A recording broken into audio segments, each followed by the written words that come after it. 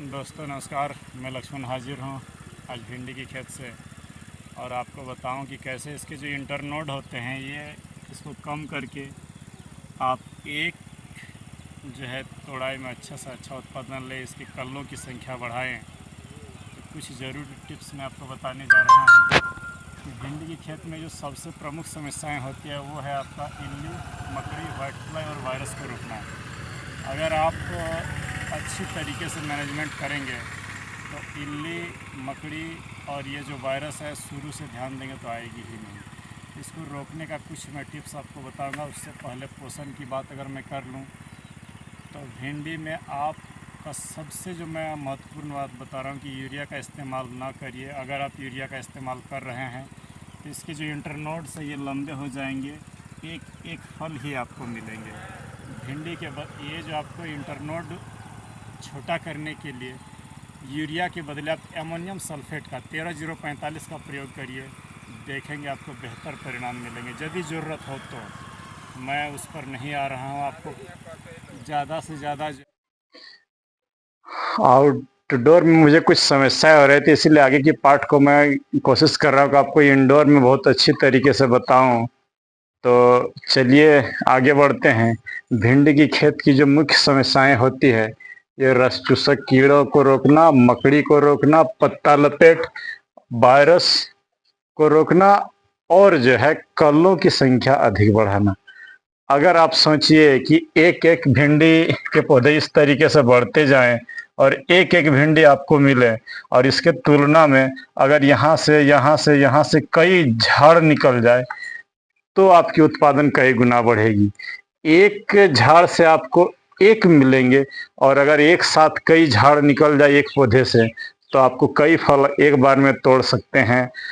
मकसद बस इतना है कि अधिक से अधिक उत्पादन लेना। तो चलिए आगे बढ़ते हैं और इसके रणनीतियों पर गौर करते हैं। मैं आज सारी समस्याओं पर एक एक करके आपको आपके बीच शेयर करूंगा।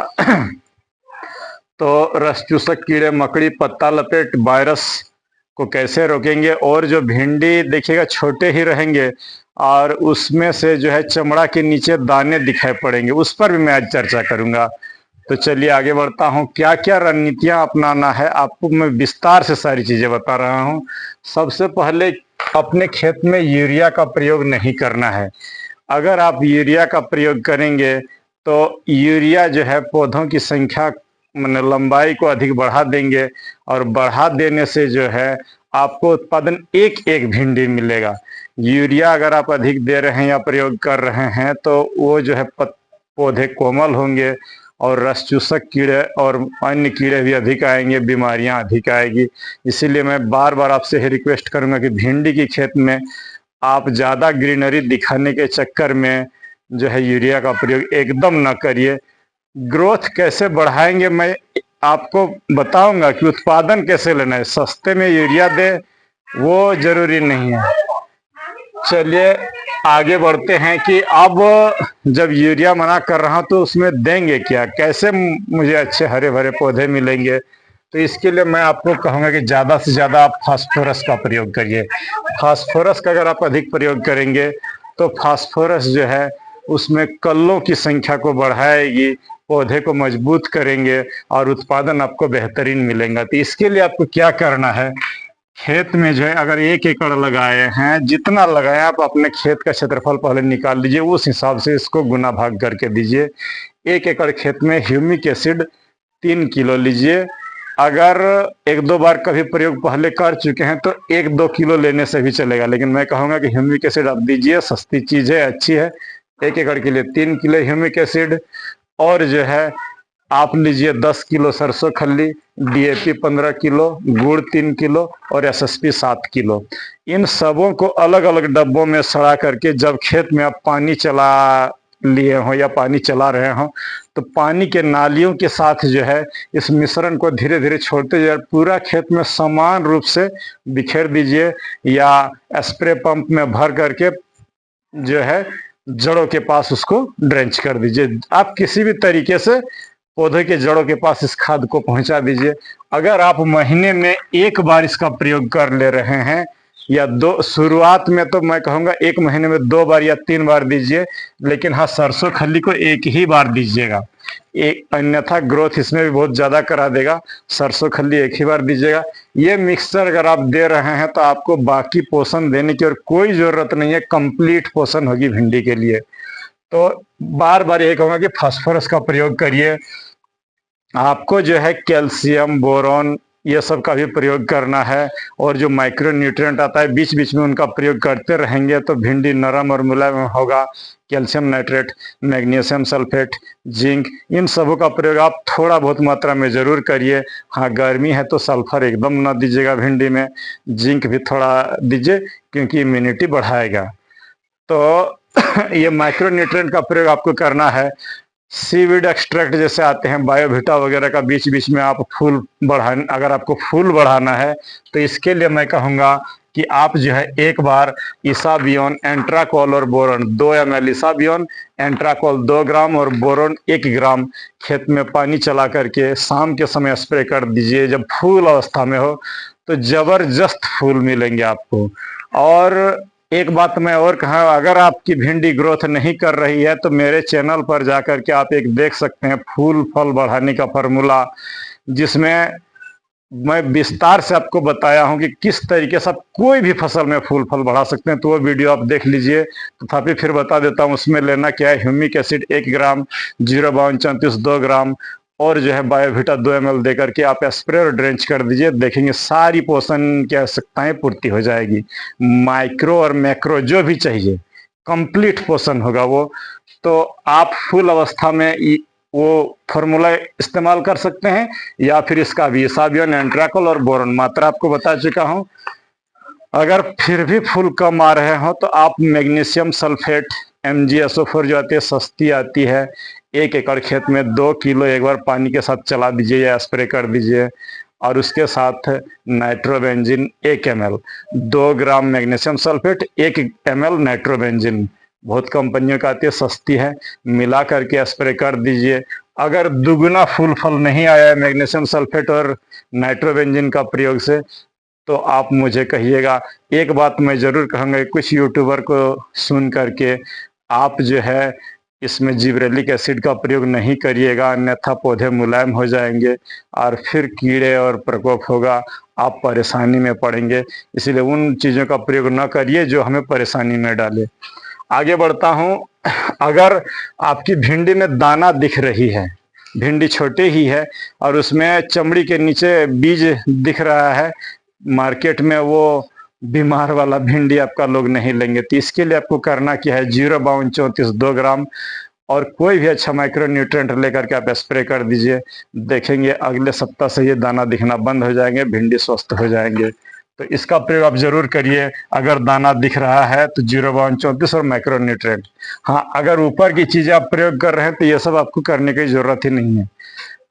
अगर आपका खेत ज्यादा उपजाऊ नहीं है तो इतना चीजों का इस्तेमाल करना है, नहीं तो ये एक और ये एक, यही 2 करके आप आसानी से जो है खेती कर सकते हैं। चलिए अब समस्याओं की ओर बढ़ते हैं कि सबसे पहले रस चूसक कीड़े को हम कैसे रोकेंगे। तो रस चूसक कीड़ों को रोकने के लिए पेगासस और जंप देकर के आप स्प्रे कर दीजिए। कभी जो है आप लांसर गोल्ड का स्प्रे कर दीजिए, सस्ती सस्ती जो दवाइयाँ आती है।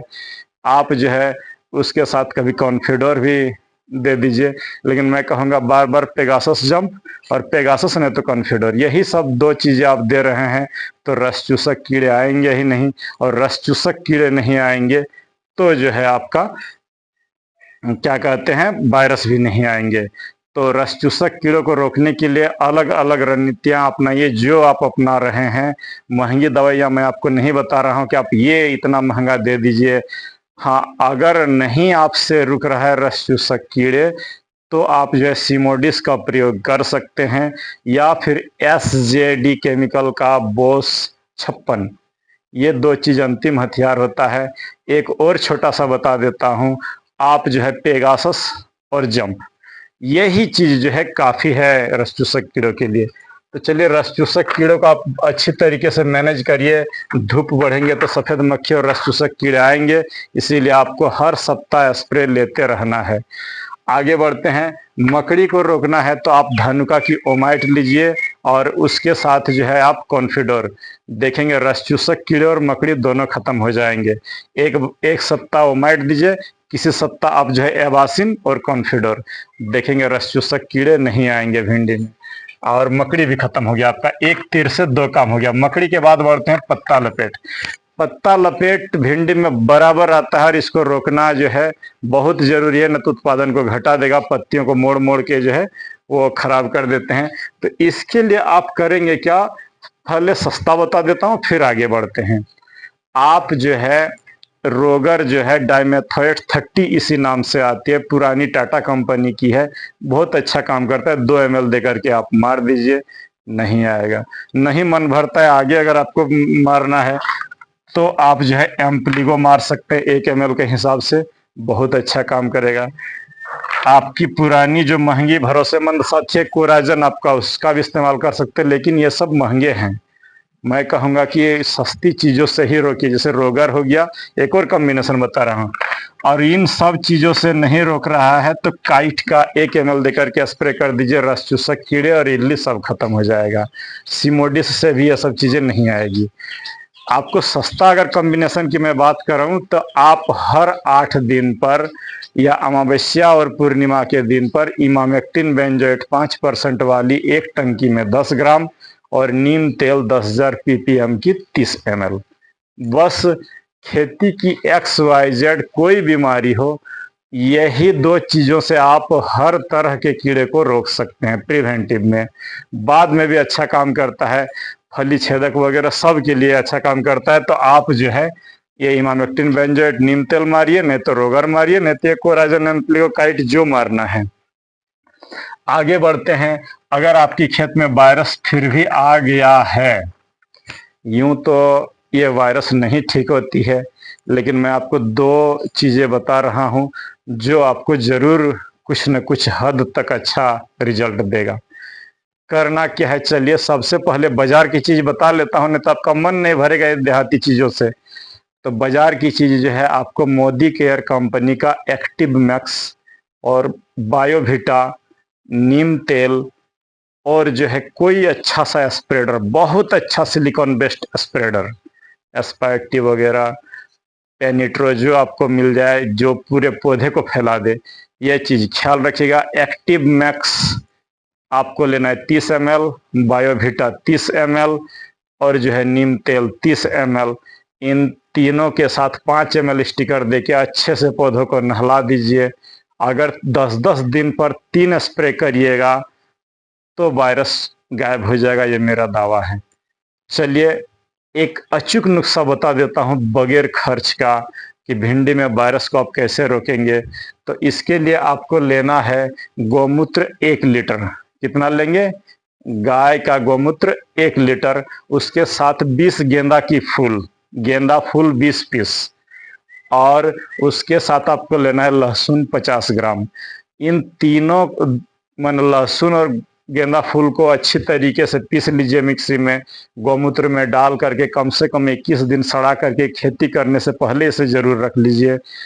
और जो है 1:4 में, मैंने अगर मुझे 1 लीटर लेना है मिश्रण तो 4 लीटर जो है पानी, लेकिन ये बहुत ज़्यादा हो जाता है, छोटे पौधे हैं। तो मैं कहूँगा कि एक टंकी में आप 75 ml पहले शुरू करिए, उसके 2-3 दिनों बाद 100-150 ml 200 ml इस तरीके से दे करके बढ़िए, नहीं तो पौधे जलने की शिकायत हो सकती है। ये जो है रामबाण उपाय है मोजेक वायरस और कर्ल वायरस के लिए। तो आप ये जो है एक बार प्रयोग करके देखेंगे तो आपका जो है खर्चा कम होगा, उत्पादन बढ़ेगा। बार बार किसान साथियों में एक ही बात पर जोर देता हूं कि आप जो है एक अच्छे उत्पादन कम पैसे में कैसे ले, मेरा बस यही मोटो है। कुछ घरेलू चीज़ों को बताऊंगा, ऑर्गेनिक और रासायनिक को भी। इस तरह की रणनीतियों को अपना करके आप अपनी खेती को लाभजनक बना सकते हैं। तो वीडियो को अंत तक देखने के लिए सभी किसान भाइयों को नमस्कार, धन्यवाद।